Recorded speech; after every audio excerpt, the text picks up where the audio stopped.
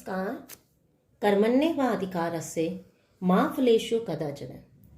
गीता का उपदेश जो हमें कर्म करने का संदेश देता है और यह संदेश देता है कि हमें फल की चिंता नहीं करना चाहिए। उस गीता का आज हम करने जा रहे हैं 10वां अध्याय, जो है ईश्वर की विभूतियां। यानी विभूतियां का क्या अर्थ होता है? ऐश्वर्य। ठीक है, किन किन रूपों में विद्यमान है ईश्वर, उसको जानने का आज हम प्रयास करते हैं। वागीश जो एक बच्चा, वो क्या कहता है? महात्मा जी, मुझे ऐसा लग रहा है कि अर्जुन की तन्मयता और लगन श्री कृष्ण को अपने सभी रहस्य प्रकट करने के लिए बातें करके रहेगी। वागीश को क्या लग रहा है कि अर्जुन की तन्मय हो जाना मतलब लीन होना, जानने की इच्छा रखना, और लगन चाह श्री कृष्ण को अपने जितने भी रहस्य है कि मैं किस रूप में विद्यमान हूं, यानी कि जो रहस्य हैं वो सारे बताने के लिए बाध्य कर देगी। ठीक है, बाध्य मतलब फोर्स कर देगी कि उन्हें बताने ही पड़ेंगे। इस तरह से पूछेंगे अर्जुन। ठीक है, श्री कृष्ण को अपने अपने जो भी रहस्य हैं सारे उन्हें बताने पड़ेंगे। महात्मा जी क्या कहते हैं? ठीक कहा तुमने।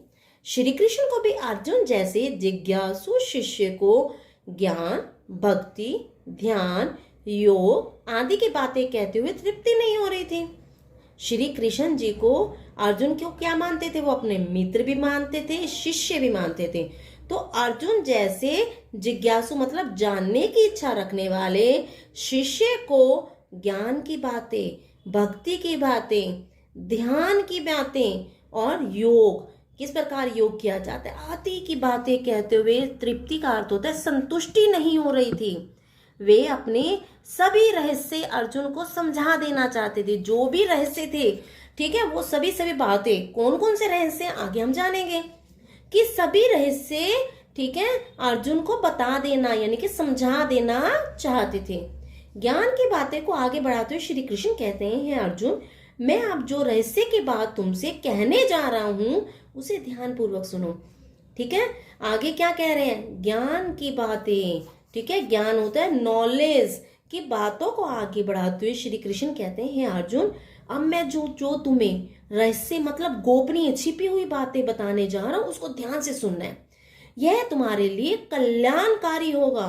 ठीक है, कल्याण करने वाला होगा। मेरे प्रभाव को ना तो देवता जानते हैं, मेरे प्रभाव को ना तो देवता जानते हैं न ज्ञानी, ठीक है, ध्यानी, महर्षि ही। मेरे प्रभाव को यानी कि जो मैं प्रभाव करता हूं, ठीक है, मेरा प्रभाव क्या इंसान पर कैसे पड़ता है और मैं किस प्रकार उन पर क्या असर डालता हूं, उसको ना तो कभी देवता जान पाए। मैं किस रूप में, किस में विद्यमान हूं, मेरी भक्ति करने पर क्या होगा, उसको ना तो देवता जानते हैं, ना ज्ञानी व्यक्ति जानते हैं, ना ध्यान लगाने वाले जानते हैं, न ही महान ऋषि जान पाते हैं। मेरी कृपा के बिना मुझे कोई भी नहीं जान सकता। श्री कृष्ण क्या कह रहे हैं अर्जुन से कि मैं जब तक नहीं चाहता, मेरी कृपा यानी कि मेरी दया नहीं होगी जब तक, ठीक है, मुझे कोई भी नहीं जान पाएगा। जब मैं चाहूंगा कि वो मेरे रहस्य को जाने तब वो मुझे जान पाएंगे।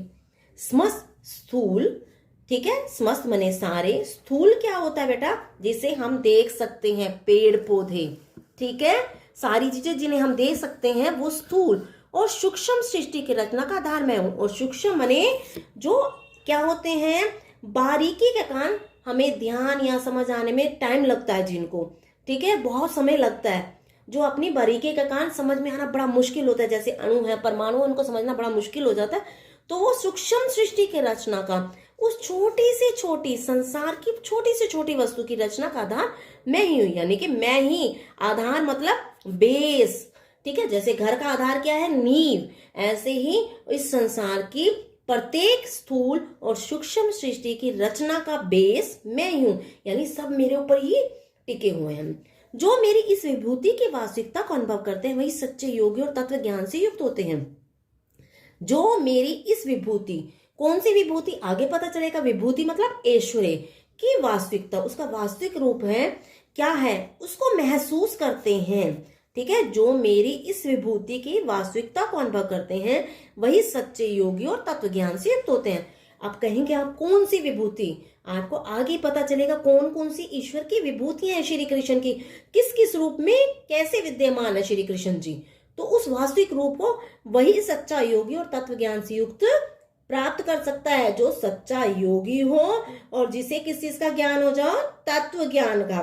ठीक है, तो उसको ही मेरे उस रूप को जान सकता है जो मेरे अनन्य भक्त हैं। ठीक है, यानी कि बहुत अधिक परम भक्त है, उसके ऊपर कृपा करने के लिए मैं ही उसके अंतःकरण में स्थित रहता हूँ। जो मेरे उन पर, जो मेरे बहुत अधिक भक्त है, मेरी भक्ति करते हैं बहुत अधिक मात्रा में, उनके ऊपर कृपा करने के लिए, दया करने के लिए मैं उनके भीतर स्थित रहता हूँ। अंतःकरण माने भीतर। मैं स्वयं ही उसके अज्ञान रूपी अंधकार को अपने ज्ञान रूपी प्रकाश में दीपक से नष्ट कर देता हूँ।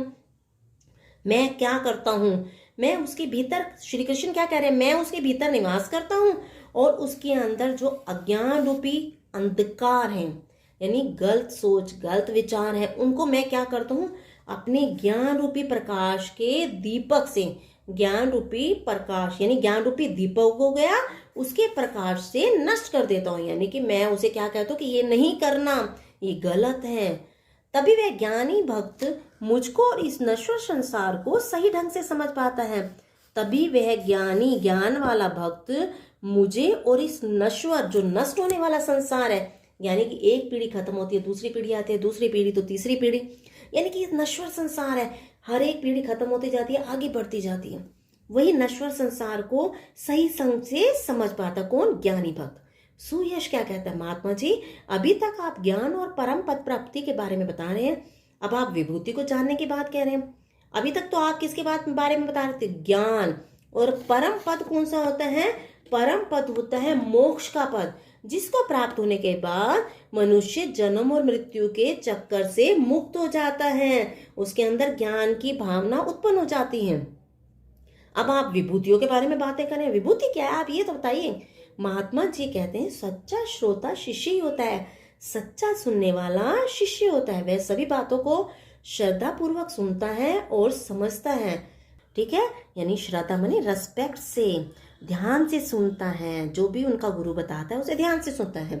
इसी प्रश्न को अर्जुन ने इस प्रकार पूछा, हे केशव आप ही क्या कहते हैं, आप ही श्रेष्ठ ब्रह्म, ब्रह्म का मतलब क्या था, विचार, आप ही सबसे अच्छा विचार हैं, श्रेष्ठ आश्रय यानी कि सबसे अच्छा सहारा प्रदान करने वाले और सबसे उत्तम रूप है देव ऋषि नारद। अब देवताओं के ऋषि कौन है, नारद, और महर्षि व्यास, महर्षि व्यास ने आपको सनातन पुरुष, ने आपको क्या माना है, सनातन पुरुष। ये सनातन क्या होता है, ये क्या है बेटा सनातन, सनातन आपको पता होगा कि हम सनातन धर्मी हैं।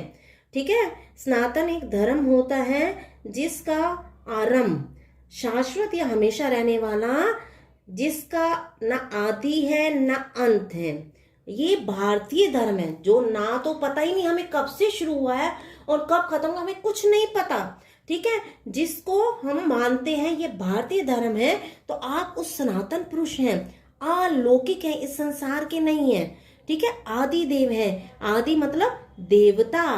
ठीक है, आदि देव किसको कहा गया है पता है आपको, परमेश्वर को, जन्म मृत्यु से रहित है। आपके ना तो जन्म होता है ना ही आप कभी मृत्यु को प्राप्त होते हैं, आप सब जगह व्याप्त हैं। समझ आ गई।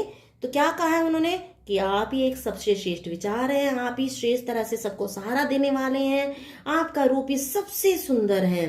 ठीक है, महर्षि व्यास और देव ऋषि नारद क्या कहते हैं आपको, सनातन पुरुष। सनातन मतलब एक भारतीय धर्म, आप अलौकिक है, इस संसार के नहीं है, आप सबसे पहले क्या है, आदि देव है यानी परमेश्वर, और आप जन्म और मृत्यु से रहित है, ना तो आपका जन्म होता है ना आपकी मृत्यु, आप हमेशा रहने वाले हैं और सब जगह व्याप्त हैं। आप स्वयं भी मुझसे ही कह रहे हैं। ठीक है, यह सब मैं सत्य मानता हूँ, सच मानता हूँ ये बातें। आपके वास्तविक स्वरूप को ना तो देवता जानते हैं ना ही दानव। आपका कौन सा रूप है, वास्तविक रूप क्या है, ना तो कोई, जितने भी देवता हैं, ठीक है, कोई नहीं जानता आपका वास्तविक रूप कौन सा है, और ना ही राक्षस जान पाते हैं। आप स्वयं ही अपने द्वारा अपने को जानते हैं, यानी कि आप स्वयं को जानते हैं कि मैं किस रूप में विद्यमान हूं, मैं कैसे हूं। अपनी जिन अलौकिक व विलक्षण विभूतियों से आप संपूर्ण लोगों को व्याप्त करते हैं, उनका विस्तार पूर्वक वर्णन कीजिए। आप अलौकिक मतलब इस संसार के नहीं है, और जो आपकी विभूतियां हैं यानी कि ऐश्वर्य, रूप, ठीक है, संपत्ति, धन संपत्ति, या अलौकिक माने इस संसार में आप लक्षण से रहित विभूतियों के रूप में सारे संसार में फैले हुए हैं। उनका विस्तार पूर्वक वर्णन कीजिए कि मुझे डिटेल में बताइए कि आप कैसे कैसे विद्यमान है, आपके अलावा इनको और कोई नहीं कह सकता कि आप किस चीज में किस रूप में विद्यमान है, तो आप ही हमें बताइए। श्री कृष्ण कहते हैं, अर्जुन